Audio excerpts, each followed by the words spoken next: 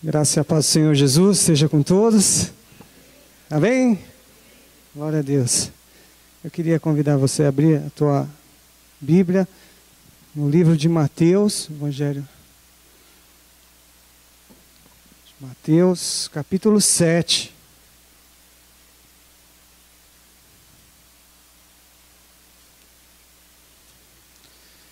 Mateus 7, verso 28 e 29.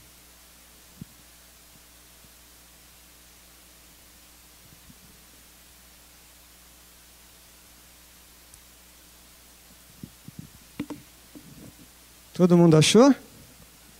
Mateus 7, 28 e 29. E aconteceu que, concluindo Jesus esse discurso, a multidão se admirou da sua doutrina, porquanto os ensinava como tendo autoridade, e não como os escribas. Senhor, eis aqui a tua palavra, Espírito Santo. Nós sabemos que é somente o Senhor que pode sondar os nossos corações, que o Senhor pode transformar as nossas vidas. É o Senhor que pode fazer algo, Senhor, no coração do homem. E nós estamos aqui, Senhor, clamando que isso seja feito nesta noite. Que o Senhor Espírito Santo possa falar conosco. Senhor, que a tua voz seja ouvida, seja audível, seja marcante, seja transformadora. Que nós possamos entender os teus preceitos, Senhor. Entender a tua vontade, Senhor. E nos submetermos à tua vontade, Pai. No nome de Jesus eu me coloco totalmente na dependência do teu Espírito. Porque sem o Senhor nada nós podemos fazer. Senhor, me submeto à tua vontade. Que seja a voz do Senhor operando sobre nós nesta noite. No nome de Jesus nós oramos. Amém. Amém. Glória a Deus. Irmãos, nós lemos um texto aqui de Mateus 7, 28 e 29, que é o final do sermão, né, do monte, das bem-aventuranças, né? Esse assunto que nós temos conversado, temos aprendido tanto durante todo este ano. Foi uma direção de Deus para a igreja. O pastor João esteve pregando uma série de mensagens. Eu sei que a gente está ruminando essa palavra, aprendendo essa palavra. E eu penso, né, eu entendo, e queria compartilhar isso com você, que é muito importante a gente captar tudo que Deus está falando à igreja, né? Não é por causa de um pregador, não é uma mensagem, não é um professor, mas é o conjunto da obra, é o quadro que Deus está pintando, né? Nesse quadro, todos nós fazemos parte desse quadro. A igreja faz parte, Deus vai desenhando, vai pintando cada detalhe. A gente não pode se apegar a um detalhe. A gente precisa entender o todo, o que Deus está falando. Você está percebendo isso? O que Deus está falando nesse ano? Né? O que Deus está levando à sua igreja? É nisso que eu tenho tentado como ovelha também, né? Como membro da igreja, ao ouvir as palavras, ao ouvir os ensinamentos, ao ouvir aquilo que é ministrado no IEJA em casa, na escola dominical, nas pregações, no congresso que nós tivemos hoje, esse final de semana, entender o que Deus está falando conosco. Deus está falando algo com a igreja. E quem é a igreja? Né? Sou eu. É você, cada um de nós. A igreja é feita de pessoas, de indivíduos. Você não pode esquecer disso. Quando Deus está falando com a igreja, está falando com você, está falando comigo. Eu preciso ouvir a voz do Senhor. Então, nesse sentido, nós como pastores, nós pregamos, mas nós também recebemos essa mensagem sobre nós. Recebemos as ministrações. Porque o que tem sido ministrado o quê? A palavra de Deus. E a palavra de Deus é poderosa. E Deus tem propósito na sua palavra. E esse texto diz que quando Jesus acabou de dizer... tem muitos ensinamentos aqui. Eu sei que durante o ano ainda será ministrado mais ensinamentos sobre esse texto aqui. Mas eu peguei esse finalzinho aqui para ser um gancho para a nossa introdução aqui. Que Jesus, ele ensinou E quando Jesus acabou aquele sermão, onde todas as pessoas estavam ali atentas, ouvindo, querendo, percebendo aquilo que Jesus estava falando, algo que não era comum a eles. Algo que no dia a dia da sinagoga, no dia a dia das pregações, eles não ouviram uma palavra daquela forma. Mas Jesus, com toda, como diz o texto aqui, ensinava como quem tem autoridade. E Jesus, naquela palavra, o texto nos mostra ali que as pessoas, elas foram impactadas por aquela palavra. A palavra de Jesus, o texto diz aqui, Mateus dizendo que ele tinha, a multidão, em outra versão diz assim, quando Jesus acabou de dizer essas coisas, as multidões estavam maravilhadas com o seu ensino. Irmãos, a palavra de Deus é algo maravilhoso, é algo que a gente tem que vibrar com ela, eu não sei você, mas durante este ano, tem sido um ano de crescimento aqui para a minha vida, vou falar para mim, assim, na igreja, pela palavra que tem sido ensinada aqui. Tem sido ensinada em todos os cultos, nas terças, nas quartas, aos domingos, na escola dominical, nos lares. Se você perceber como a palavra ela é poderosa, como Deus está escrevendo, está ensinando algo para nós, é algo de extrema preciosidade, algo de sabedoria, algo de transformação para a nossa vida. A gente precisa agarrar esta palavra. E era com essa autoridade que Jesus pregava. E interessante que imagine só se todos esses ensinamentos que estão escritos aqui no capítulo 5, 6 e 7, se fosse, eu pensei na figura do Paulo Maluf, né? Imagina que o Paulo Maluf pregando essa mensagem, né? Imagina que fosse nos dias de hoje. Você ia acreditar nessa mensagem? Né? Você ia se sentir bem, você ia falar, no mínimo, se você conhecesse já essa mensagem, como nós conhecemos, você ia falar assim, esse cara é um hipócrita, né? Ele está falando de uma coisa que ele não vive, ele é um mentiroso. Mas pessoas que não conhecessem essa palavra, iriam acreditar nessa palavra pelo histórico da pessoa? Não, né? Não ia ter crédito. Então a mensagem, ela se mistura com o pregador dela. A palavra de Jesus Cristo, ela se mistura com o próprio Cristo. Por isso que João diz que ele é o verbo, ele é a palavra. Olha só que interessante, irmãos.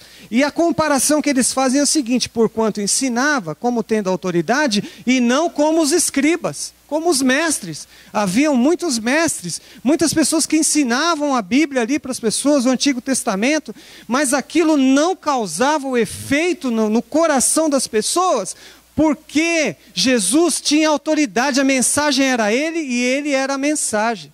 Eu pensei em vários personagens que eu podia falar de mensagem para você, no mundo que você ia entender, como Madre Teresa de Calcutá, como Nelson Mandela, né? Assim, a gente sempre cita esses grandes nomes, mas eu quero citar dois nomes que talvez a maioria aqui não conheça. E eu quero citar isso de propósito mesmo, para que você também seja despertado a conhecer um pouco mais da história da igreja, porque a gente às vezes não pensa na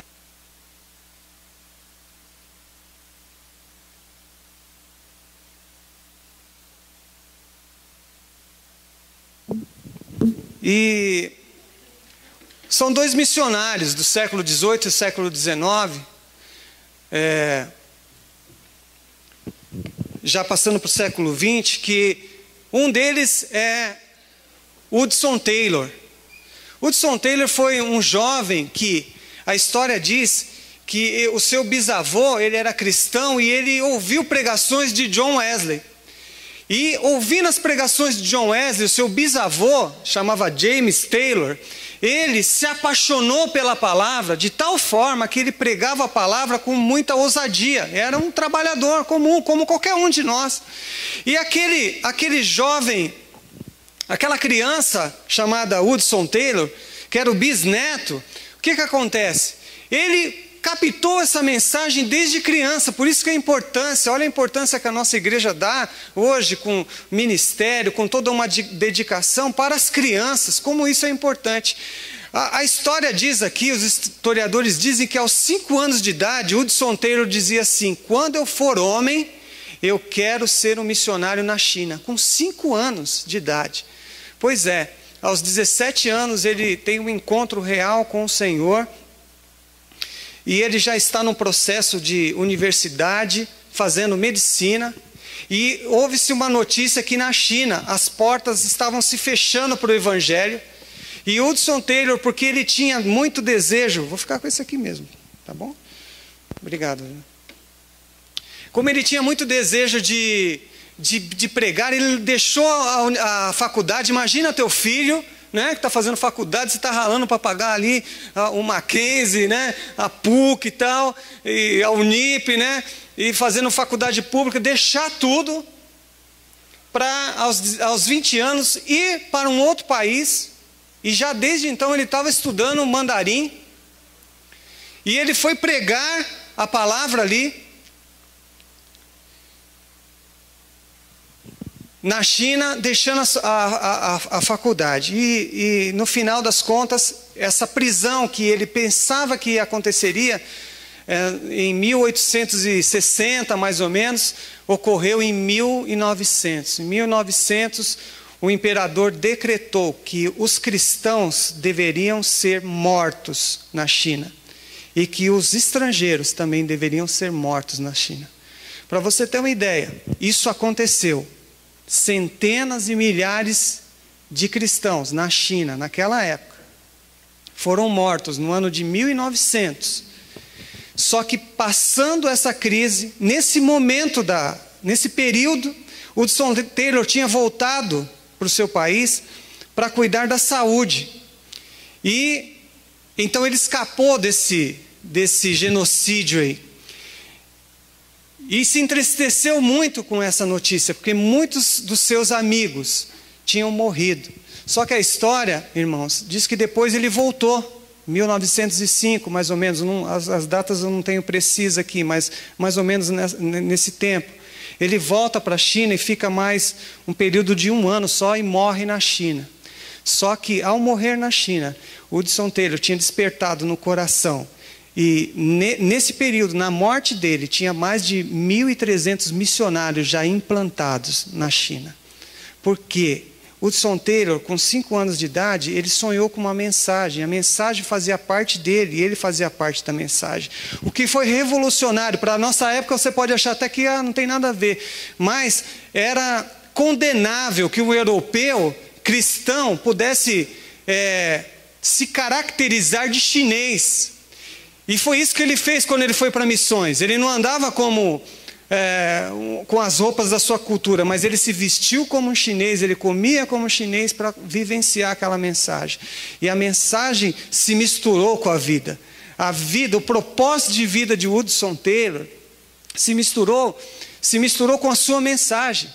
E ele, então, deixou implantado um legado naquela nação. Se há cristãos, muitos cristãos, hoje o evangelho foi plantado muito por causa desse jovem, dessa criança de 5 anos, que se despertou para uma mensagem. Olha a importância da mensagem, como a mensagem, você vai entender o que eu quero te falar, porque Jesus, quando ele falou com uma autoridade.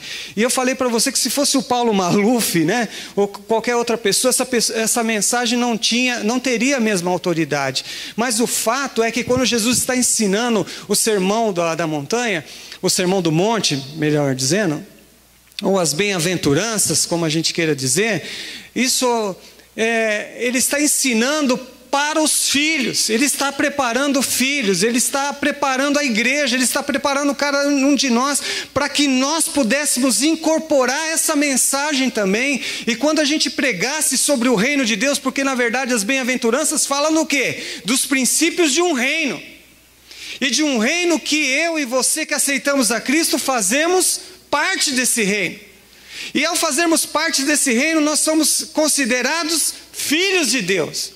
E se Cristo é o Filho de Deus, Ele tem autoridade para falar desse reino, e a sua mensagem se mistura com Ele próprio, isso significa que cada um de nós também, se recebermos essa mensagem, como filho de Deus, essa mensagem tem que fazer parte da nossa vida. E quando nós falamos do amor de Deus para as pessoas, isso significa que o amor está em nós, e nós falamos do amor, mas o amor também de Deus transpira em nós, e as pessoas são impactadas, devem ser impactadas pela pregação que está em nós. A segunda pessoa que eu quero te falar é de David Livingstone, que foi um missionário na África. Esse missionário, ele também teve ele já teve uma outra visão sobre a África. E muito jovem também, ele também fez medicina, mas ele completou o curso. E aos 27 anos ele foi enviado para a África, para a Cidade do Cabo. O Fernando sabe que a Cidade do Cabo é um bom destino, se você quiser comprar um pacote com ele. Você vai, é uma cidade turística, uma cidade onde tem praias, onde tem uma boa estrutura, e já à época era assim, já tinha uma boa estrutura. Mas quando David Livingstone chega na Cidade do Cabo, ele fala: o meu chamado é para a África, mas não é para essa cidade, porque aqui tem uma estrutura, aqui tem missionários, aqui tem pessoas pregando, eu quero entrar para dentro da África. E a África, como a gente sabe, é um continente atrasado em relação a todo o resto do mundo. A África não tinha mapas, não tinha trilhas, não tinha caminhos, não tinha direcionamento. E David Livingstone, então, tem isso como seu ministério. Ele começa a mapear, a fazer expedições pela África, desenhando mapas e desbravando locais onde nunca pessoas tinham chegado, pregando do amor de Deus e desbravando aquele lugar. A história diz que em 50 anos de ministério, David Livingstone teve 1 ano de recesso, 1 ano de descanso, 1 ano para cuidar da sua saúde, 1 ano para uma reciclagem. O restante da sua vida foi dedicado à África. A sua mensagem estava tão misturada com ele que ele também morreu em um dos países da África. E ao morrer, um repórter começou a perseguir. Antes dele morrer, um repórter que não era cristão relata que ele foi, porque depois de um tempo ele foi eleito pelo seu governo, se eu não me engano inglês, salvo engano, como um cônsul, e ele foi para aquele território como um cônsul. E durante um tempo se perdeu notícia, não tinha WhatsApp, muitos meios de comunicação. Ele estava no meio das selvas africanas, lá desbravando muitas coisas lá, onde o homem branco não tinha chegado ainda. E foi uma expedição para tentar encontrar, porque achavam que ele tinha morrido. E esse repórter que foi comissionado para isso, ele não era cristão, ele não acreditava em Deus, mas ao ver o testemunho e depois encontrar David Livingstone, ele se converteu ao cristianismo, porque viu que a mensagem daquele homem fazia parte da própria vida dele. E então, em determinado tempo da história, David Livingstone morreu. Para fazer o enterro naquela época, no seu país, da localização que ele estava, a conta era mais ou menos de 11 meses, para ele voltar para a Europa novamente. Não tinha meio de transportes, aviões, nada onde ele estava. Quando descobriram ele, acharam ele de joelhos numa cabana, e ele estava ali morto. E aí decidiram embalsamar David Livingstone para trazer de volta para sua nação. Ao saber disso, os nativos fizeram o quê? Arrancaram o coração de David Livingstone e plantaram na terra, enterraram o coração dele, em gratidão, porque aquele homem tinha dado a vida dele por amor àquelas pessoas. A mensagem de uma pessoa, ela se mistura com ela própria. E a mensagem de Jesus, ela representa o reino de Deus. Por isso que a mensagem de Jesus era o próprio Jesus. Por isso que a mensagem de Jesus, ela foi tão impactante. Por isso que a mensagem de Cristo, nos dias de hoje, Quando uma pessoa se depara com a mensagem de Cristo verdadeira, ela tem o impacto do poder de Deus, do amor de Deus, do Evangelho de Jesus Cristo. Porque essa mensagem é viva e a palavra de Deus nos diz que Jesus Cristo continua sendo o mesmo ontem, hoje e eternamente. Quem tem uma mensagem, não tem uma mensagem para si, tem uma mensagem para o outro. A mensagem não é para nós. Se você vai entregar uma mensagem, a mensagem não é para você. Você não pega uma mensagem para entregar para você mesmo. A mensagem que Cristo veio trazer tinha a finalidade de alcançar o quê? Pessoas. Quando nós lançamos uma mensagem, eu estou aqui como mensageiro hoje, e a minha expectativa é que o coração de cada um de vocês seja atingido por essa mensagem. Quem tem uma mensagem leva um legado para outras pessoas, para transformar o coração das pessoas, para alcançar a mente das pessoas, para alcançar uma mudança em uma sociedade, em algumas pessoas. Uma mensagem de valor, ela sempre representa uma causa, uma instituição, um envio. Quando Jesus estava pregando a mensagem do Evangelho, as boas novas, ele estava pregando, ele estava sob um envio. Pense que todas essas coisas dizem respeito a nós também. Porque a igreja também recebeu uma mensagem, não é verdade? Você tem recebido mensagem? Você tem recebido uma palavra? Será que se você parar, vamos esquecer 2015 para trás, mas eu quero falar de 2016. O que é que você tem ouvido nesses dias? O que é que você tem ouvido nesse lugar? O que você tem ouvido de Deus? Será que você não tem ouvido nada de Deus? Será que Deus não tem falado uma mensagem? Ah, sim, Deus tem falado grande mensagem para a sua igreja. E a igreja sou eu, a igreja é você. Deus tem falado com você. Deus tem falado à sua igreja. Deus tem falado ao seu povo. Deus tem falado conosco. Texto de Lucas, capítulo 24, queria ler com você, verso 44 ao 49.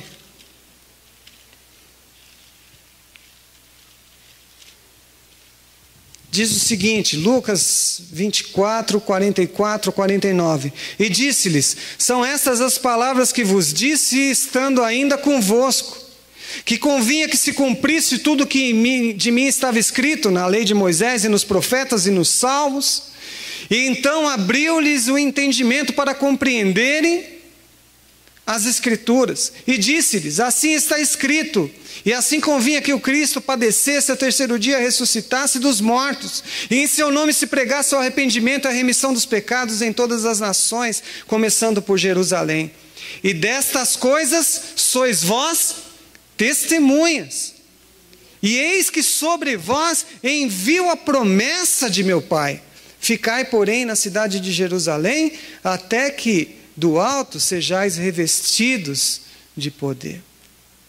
Olha, irmãos, o Senhor Jesus pregou uma mensagem, a mensagem do sermão do monte, as bem-aventuranças, começando a trabalhar no caráter da igreja, das pessoas, dos filhos de Deus, mostrando os princípios do reino de Deus. Jesus vem curando as pessoas, vem transformando, vem fazendo milagres, vem discipulando os seus discípulos, ensinando, e chega ao final dos dias, ele diz o seguinte, o texto diz o quê? Que abriu o entendimento daqueles homens.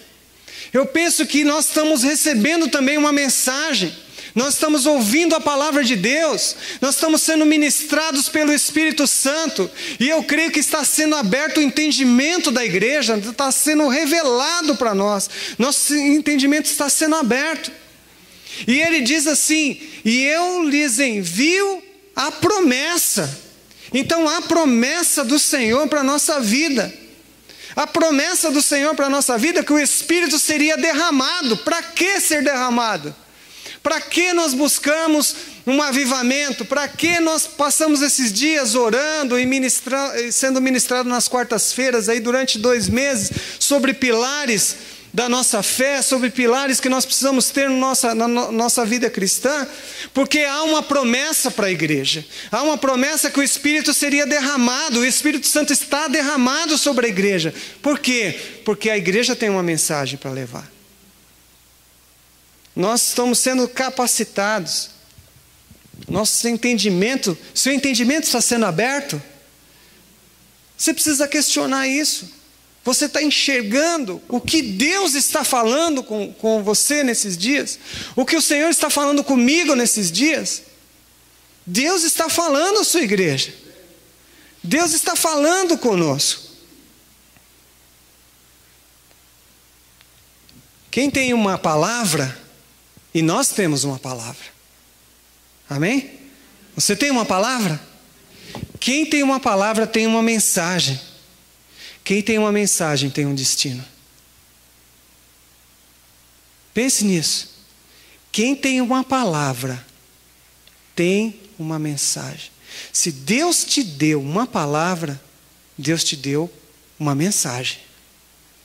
Se Deus te deu uma mensagem, ela não vai ficar aqui. Ela não vai ficar na tua casa. Ela não vai ser guardada para você.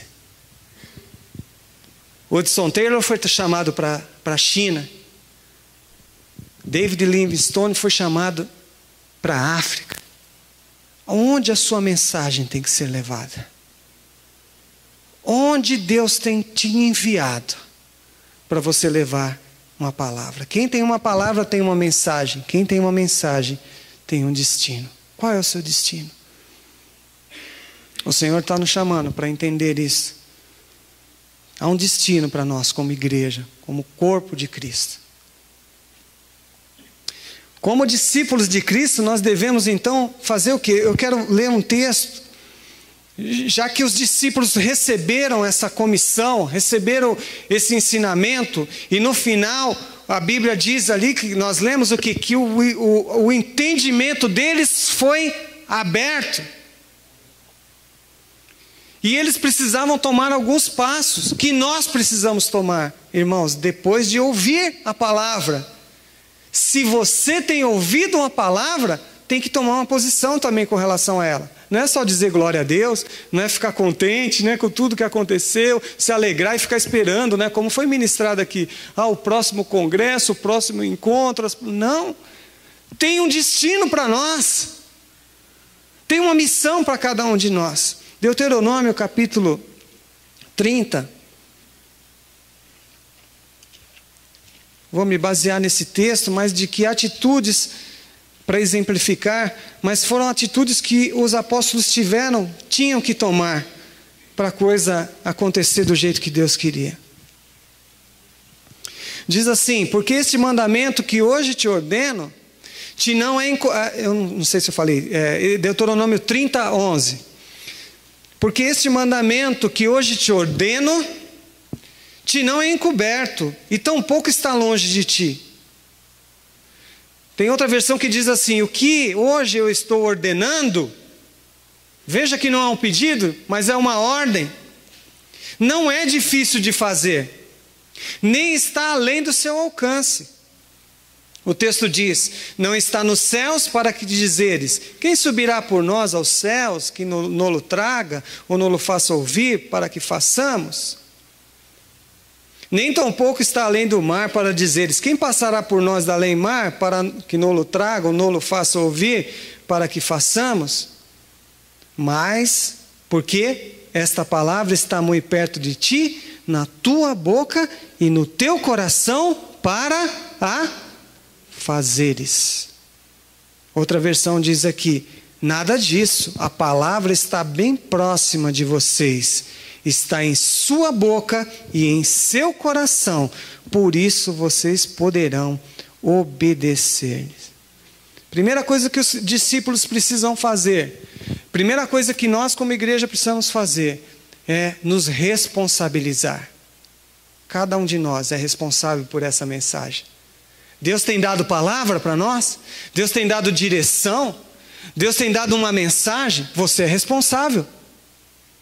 Não é um departamento, não é um ministério, não é um pastor, não é um conselho de pastor, não é presbítero, não é diácono. Não, a mensagem é para nós, a responsabilidade é sua.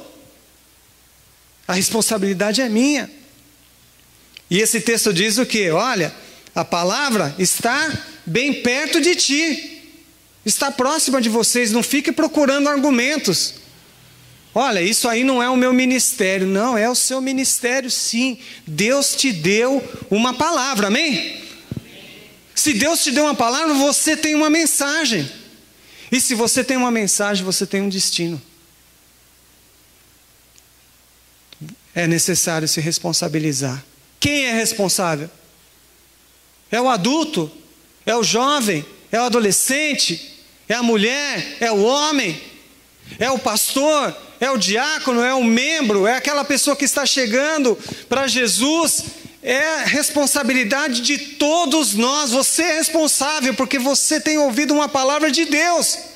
E Deus está falando com você. E quando Deus está falando conosco diretamente, Ele está falando com cada um de nós. Eu não posso ficar falando assim, ó, estou pregando essa palavra aqui, mas olha, essa palavra é para Maria, viu? Maria, olha aqui, a Maria, escute essa palavra, que essa palavra é para ela. Não, essa palavra é para mim, essa palavra é para você também, porque é a palavra de Deus para a igreja. É para cada um de nós, essa palavra é para você.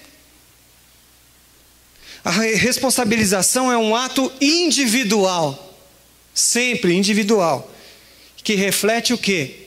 Maturidade.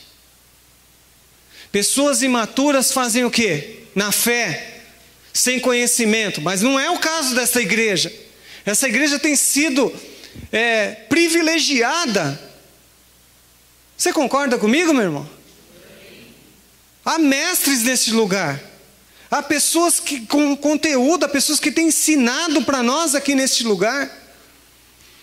O imaturo fala o quê? Olha, eu não sei como fazer, ou é do outro. Não. Mas o maduro, o crente maduro, nós estamos sendo chamados à maturidade. Ele precisa se responsabilizar. Ele precisa ser íntegro. Responsabilizar é ser íntegro, é ser inteiro.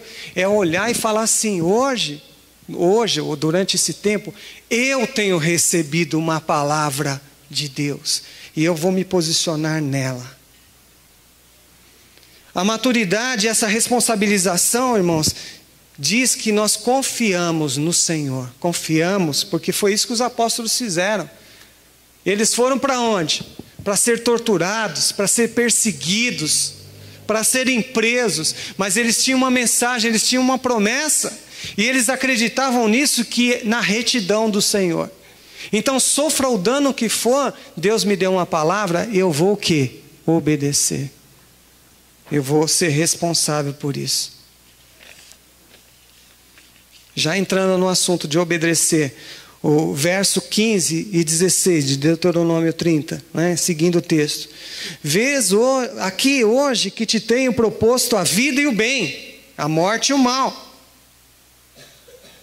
Porquanto te ordeno hoje que ames ao Senhor teu Deus, que andes nos seus caminhos e que guarde os seus mandamentos. A Bíblia diz então que Deus coloca diante deles o quê? E o Senhor coloca isso para os seus discípulos. Vocês têm uma opção, vocês têm uma mensagem. Mas Jesus falou o que para eles? É importante que vocês fiquem aonde? Em Jerusalém. Vocês sejam habilitados, vocês sejam capacitados. Aquilo foi o que? Uma ordem. Irmãos, ordem, qual que é o status da ordem? O que precisa acontecer com a ordem, para quem recebe a ordem? Obedecer. Me diga, você tem ouvido algo de Deus nesse lugar? Sim? Você tem obedecido? Você tem obedecido?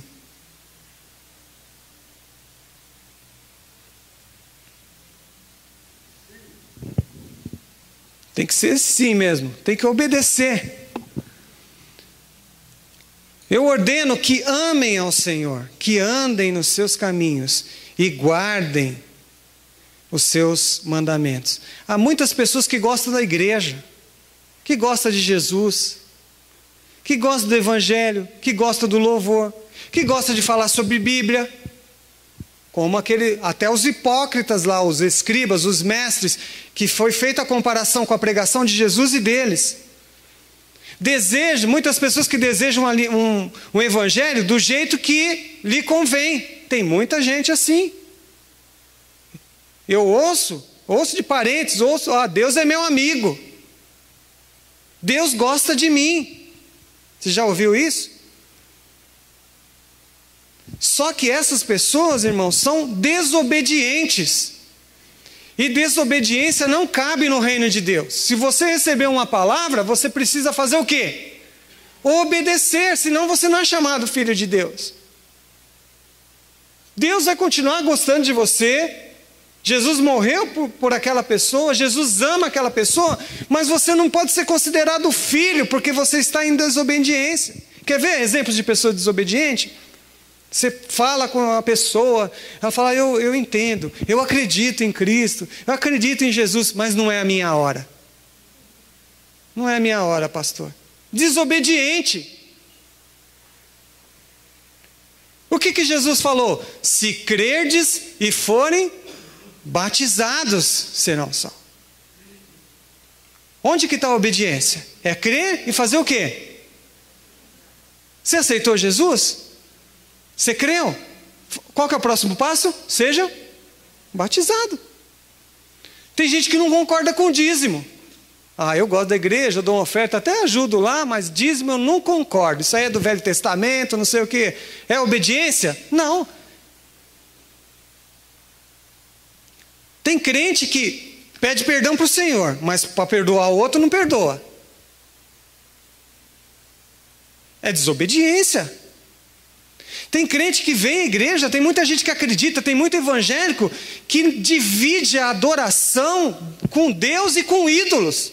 Tem o patuá em casa, tem a água ungida, tem o pé de coelho, tem o sal grosso. Gente, tem a correntinha.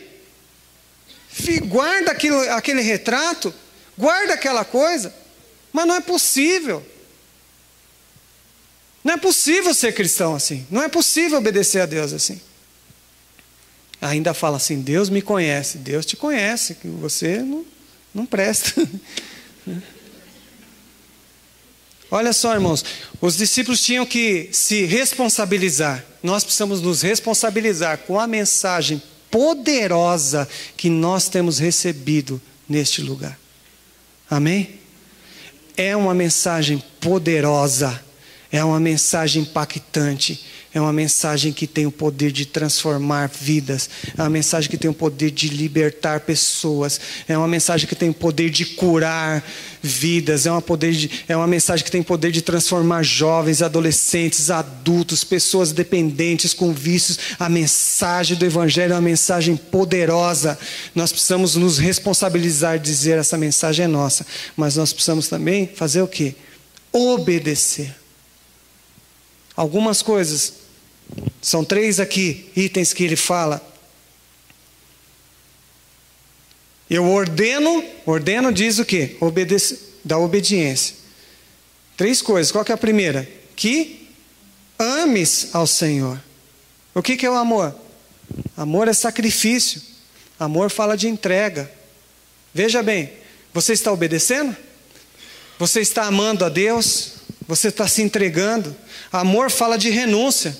A última mensagem que eu preguei aqui, numa quarta-feira, foi sobre o amor. Mostrando como o amor de Deus em nós se manifesta. Como Cristo amou a igreja. Se entregou, se humilhou.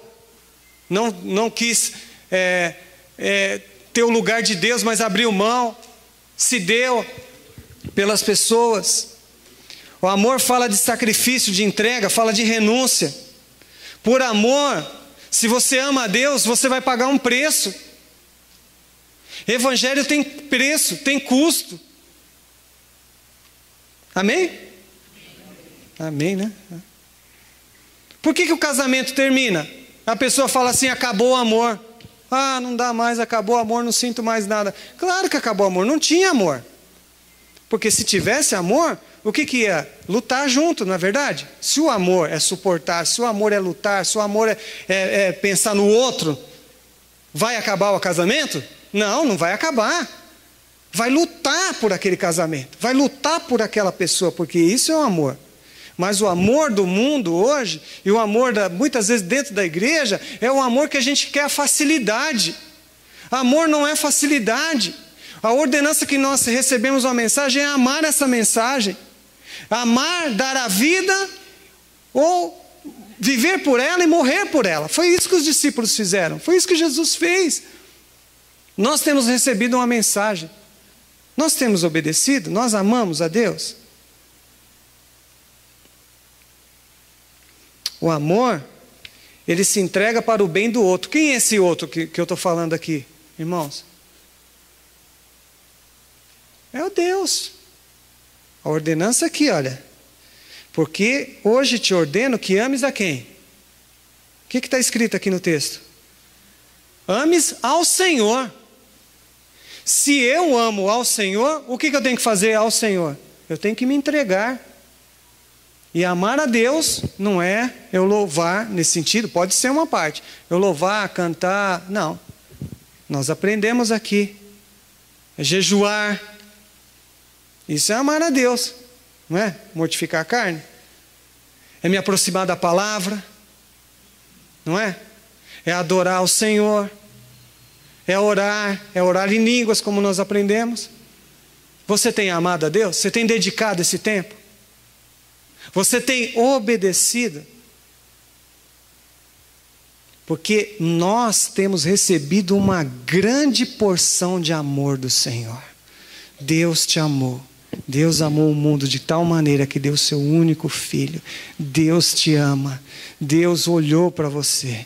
Deus olhou do céu para você. Deus enviou alguém para pregar essa mensagem para você, para a tua família. A mensagem de Cristo alcançou a tua vida. Foi algo enviado, foi uma palavra enviada, foi uma mensagem enviada para a tua vida. Deus enviou alguém para pregar essa palavra para mim e para você. Nós recebemos de alguém essa palavra. Deus nos amou, irmãos. Deus se preocupou. Deus mandou o maior mensageiro de todos, que foi Jesus ao mundo para morrer por nós. Deus amou a sua igreja. Deus tem dado provas de amor a cada dia. Deus não trata a gente do jeito que a gente trata.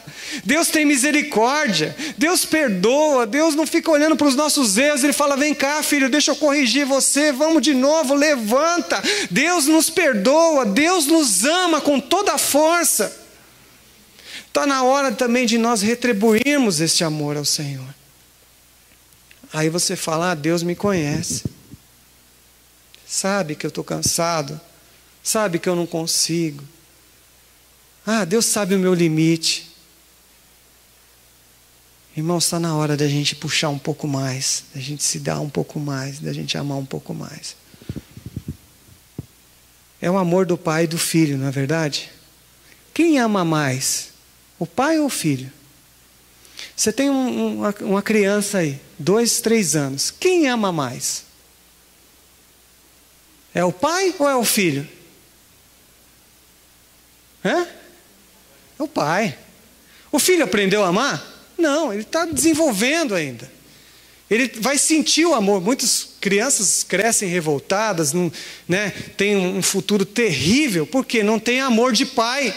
É abandonado, é largado. Mas o nosso Deus, o nosso Pai, é um Pai de amor. É o Abba Pai, é o Paizinho querido. E Deus tem amado a sua igreja. Deus tem amado você. Deus tem abraçado a tua vida. Deus tem cuidado de você. Então nós, como filhos, nós precisamos retribuir esse amor. Eu espero que os meus filhos vejam isso em mim. Talvez nos primeiros anos da vida, um filho não entregue a vida pelo pai. Mas um pai e uma mãe entrega a vida pelo filho. Se tiver que morrer, quantas histórias nós vemos? Teve um terremoto, teve um assassinato, teve alguma coisa, a mãe abraçada com o filho sobreviveu e a mãe morreu. O pai morreu. Por quê? Esse é o amor. E nós? O que a gente tem dado para o nosso pai de amor? Que carinho nós temos dado? Que retribuição nós damos? Isso os discípulos precisam fazer. Isso um discípulo de Cristo precisa fazer. Nós temos uma mensagem, meus irmãos, temos uma mensagem poderosa, mas é uma hora, a gente precisa se responsabilizar e obedecer, amando a Deus, amando. Tem sido convocado, temos sido ensinados. Igreja, precisamos ir um pouco mais além, precisamos buscar um pouco mais, precisamos ser mais maduros, precisamos ser mais dependentes do Senhor, não das pessoas, nem dos programas, mas da nossa relação com Deus. Você precisa se aproximar de Deus. Se você não lê a Bíblia, se você não ora, se você não tem pelo menos um tempo de jejum, você não ama a Deus. Duro, mas é verdade. Não dá para dizer que ama a Deus. A segunda coisa que é dita no texto aqui, são 3 coisas, né? Amar, guardar e andar. Guardar aquilo que o Espírito tem falado a você. Outra ordenança é guardar. Ora, se nós estamos recebendo uma palavra do Senhor na nossa casa, no nosso tempo devocional, na nossa igreja, o que a gente precisa fazer? Meditar. Meditar e meditar na palavra. Sentir o que a palavra está falando comigo. Não é sair do culto e amanhã você não lembra mais o que aconteceu. O que o Senhor está falando comigo? Eu preciso meditar, meditar, meditar. Por quê? Porque é isso que vai transformar a tua vida. Se você ouvir essa palavra hoje e não meditar, e tudo que está acontecendo, não meditar, não pensar nisso, não ficar ruminando, né? Aquilo que Deus está falando para a igreja, o que acontece? Fica na alma, mas não desce ao espírito. E não transforma a tua vida. Fica só na alma. Puxa, que palavra maravilhosa. Puxa, que culto. Puxa, que evento. Puxa, que louvor. E aí você vai ver a nossa vida não mudou nada. O que transformou? O pastor falou aqui. Eu compartilho dessa ideia há algum tempo já. Como é que uma nação como a nossa, tendo 30% de evangélicos, só piora nas questões morais, na corrupção, na violência, em tudo. Alguma coisa está errado. O que está errado? A gente não está sendo transformado pela palavra. Porque não estamos meditando. O Espírito Santo fala conosco. Nós precisamos ouvir a voz. E meditar, meditar, meditar na palavra. Sem meditação não vai haver transformação. É comer aquela palavra, é mastigar aquela palavra. A terceira coisa e última desse texto é andar. É amar, guardar e andar. Andar aonde? Na estrada que Deus está te propondo. Ou seja, praticar. Eu fiquei pensando aqui. Sábado à noite, domingo de manhã, o pastor João falou o seguinte. Fez uma reunião conosco aqui e falou: olha, vamos preparar para a gente receber as pessoas. Vamos receber bem. Gastou um tempo aqui para a gente reunir, para a gente fazer uma estratégia, arrumar as coisas. Vamos receber bem as pessoas, porque Deus vai falar. Porque Deus vai cumprir a sua promessa. Vai salvar pessoas aqui. Irmãos, e não aconteceu. Por que não aconteceu? O pastor estava errado? Não, nós não fizemos aquilo que a gente tinha que fazer. Quem você trouxe? No sábado de manhã, chegou um jovem em casa, que não é cristão, foi conversar lá porque ele estava desempregado, a mãe dele foi levar um currículo lá e nós começamos a conversar. E eu falei do amor de Deus para ele, eu falei que ele precisava de Jesus, e ele fez aquela resposta que eu falei para vocês aqui: olha, Deus sabe, né? Mas eu não estou preparado ainda. E eu falei para ele assim: eu quero te desafiar, vem à igreja, Deus vai falar com você. E ele veio na igreja. E ele veio no domingo à noite. E ele foi impactado pela palavra. E alguns jovens a gente já chamou, já conversaram com ele. Já fizeram uma amizade e aquilo tocou o coração dele. Agora, como é que as pessoas vão se converter, irmão, se nós não andarmos pela estrada que Deus nos propôs? Se a gente é tímido, se a gente não faz aquilo que está sendo falado. Olha, irmãos, não vai acontecer. Pode vir o derramar do Espírito, pode vir tudo, mas se eu não fizer o que eu tenho que fazer, o que você tem que fazer? Você tem uma palavra? Sim ou não? Se você tem uma palavra, você tem uma mensagem. Sim ou não? Então você tem algo dentro de você para dar para alguma pessoa. Você precisa ousar. Nós precisamos ser ousados. A gente precisa acreditar, porque se tivéssemos acreditado, o que tinha acontecido? Teria acontecido. Mas a gente deixou de ser ousado. A gente deixou de acreditar no evangelho que nós fomos alcançados porque alguém nos importunou. Porque alguém perturbou a gente. E você fica com medo: não posso perturbar porque hoje não é politicamente correto, não sei o que lá.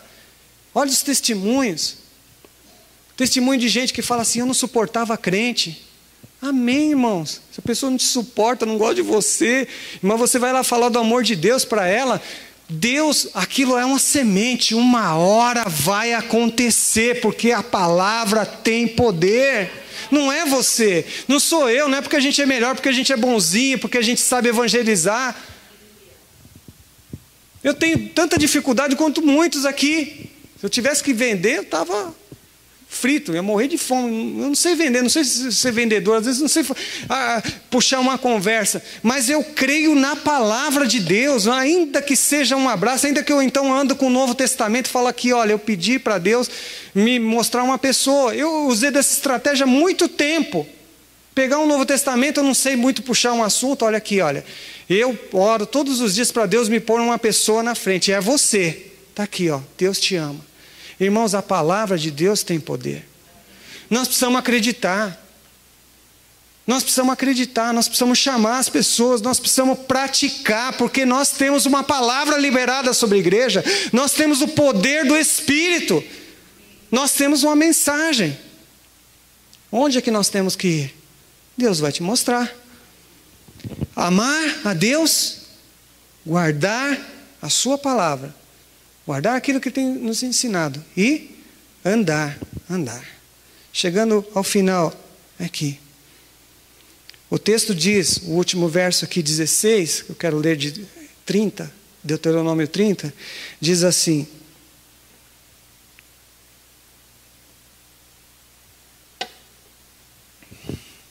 a parte B, ou C talvez,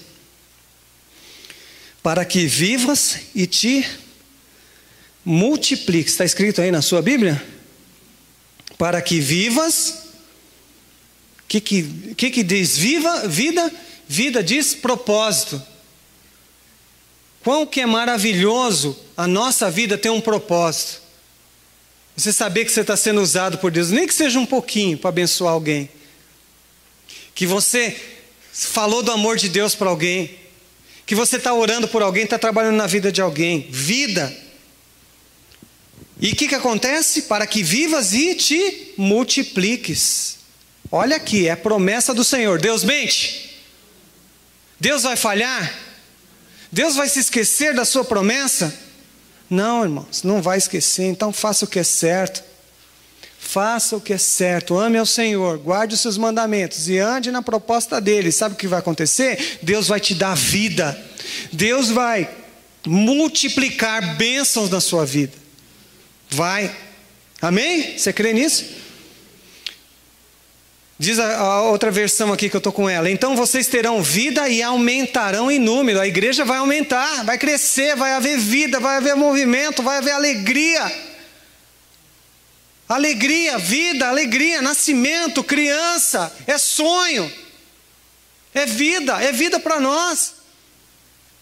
E o Senhor, seu Deus, os abençoará. O que é a bênção? Já falei aqui algumas vezes isso. Bênção de Deus é empoderamento. Quando Deus abençoa alguém, bem-aventuranças.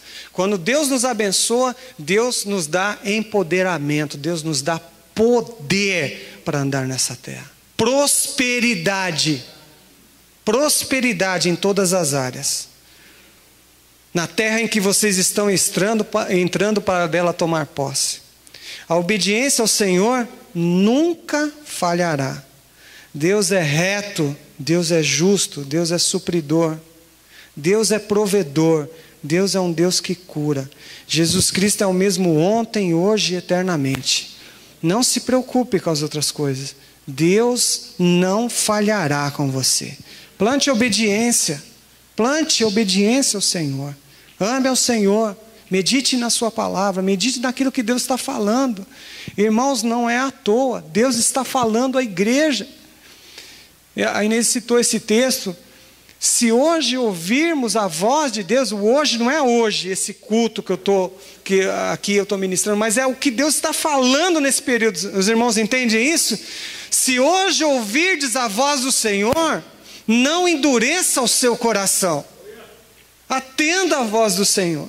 Atenda, seja obediente. O que é que você tem que fazer? Aonde você está desobedecendo? Há alguma área que pessoal do louvor pode subir aqui. Há alguma área na qual você está desobedecendo ao Senhor? Você está fraco? Está lutando contra a carne muitas vezes para amar o Senhor? Não é? Ter a disciplina da oração, ter a disciplina de amar a Deus, ter a disciplina de meditar na palavra, a disciplina de obedecer. Então o Senhor vai ajudar, nós vamos orar ao Espírito Santo que nos ajude. Você crê que Ele pode ajudar você? Amém? Você está disposto a isso? Qual é a tua missão? Qual é a mensagem que Deus colocou na tua vida? Tem alguma coisa que você está em desobediência ao Senhor? Né? Vamos colocar de pé para a gente descansar um pouquinho, já vai encerrar. Mas peça ao Senhor agora. Peça ao Senhor agora. Olha, eu falo com todas as minhas forças, com a minha fé colocada aqui, irmãos. Porque eu creio na palavra, não é palavra minha, não é algo que eu acredito porque eu pensei, porque eu imaginei, não é nada disso não. Eu não sou nada também. Mas eu olho para vocês aqui, eu olho para cada um que está aqui, eu olho para a minha vida, eu sei que Deus tem uma mensagem na tua vida, eu sei que Deus tem uma palavra para você, eu sei que há o Espírito Santo de Deus derramado sobre a tua vida, eu sei que muito ainda, a igreja do Senhor, né? Cada um de nós, tem coisas que os nossos olhos não viram, mas que Deus preparou para nós. Que Deus tem preparado para nós, mas nós precisamos amar, porque é preparado para aqueles que o amam.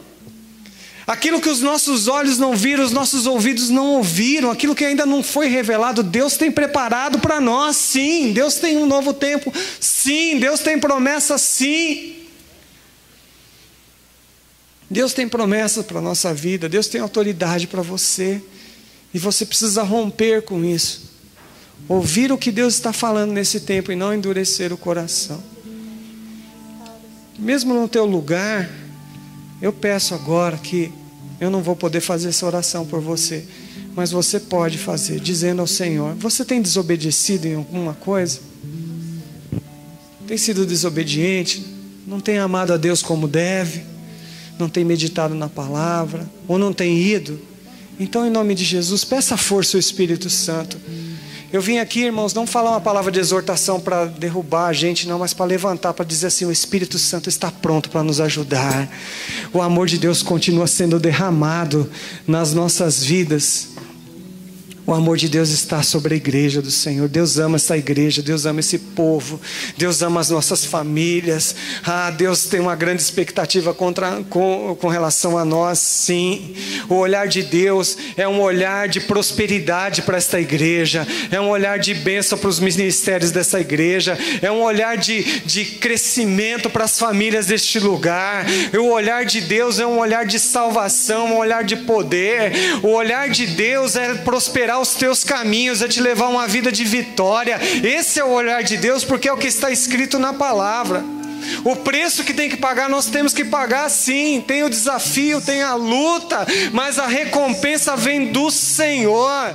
É vida, está escrito, é vida, é prosperidade, é bênção do Senhor, meu irmão. E esta igreja, o corpo de Cristo, a sociedade precisa da igreja, e a igreja sou eu e você. O Senhor, o reino de Deus, nós recebemos uma mensagem, e se a gente não levar essa mensagem, pessoas vão ficar sem receber essa mensagem. Deus te trouxe para esse lugar. Se você está caminhando, se está nos primeiros passos, se você chegou a Jesus nesses dias, o primeiro passo: se batize. Vá buscar o que Deus tem, rompa com aquilo que está aprendendo na sua vida. Tome essa decisão, isso é uma ordem do Senhor. Se você está amarrado no teu ministério, na tua vida, você não tem pregado, você não tem feito, você não tem lido a Bíblia, você não tem orado, você não tem buscado, como é que você vai ser transformado? Irmãos, eu não preciso nem falar, foi falado aqui quão ruim, quantas maldades tem dentro do nosso coração. Quem é que pode mudar isso na minha vida e na tua vida? É a palavra de Deus. Então, se você não tem orado, você não tem lido a Bíblia, peça ao Espírito Santo hoje: me ajuda, Espírito Santo, eu quero. E amanhã você vai pegar 5 minutos e você vai se esforçar, e depois você vai pegar 10, vai pegar 15, e Deus vai te ajudar, porque Ele está pronto para ajudar.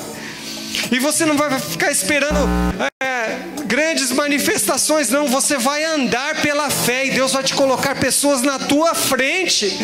Deus vai colocar pessoas dentro de uma loja, de um ponto de ônibus, no estacionamento, dentro da escola, dentro de um banco, na tua família, numa festa de aniversário, no cinema, no shopping. Deus vai colocar pessoas na nossa frente, porque nós temos uma palavra, e quem tem uma palavra tem uma mensagem, quem tem uma mensagem tem um destino.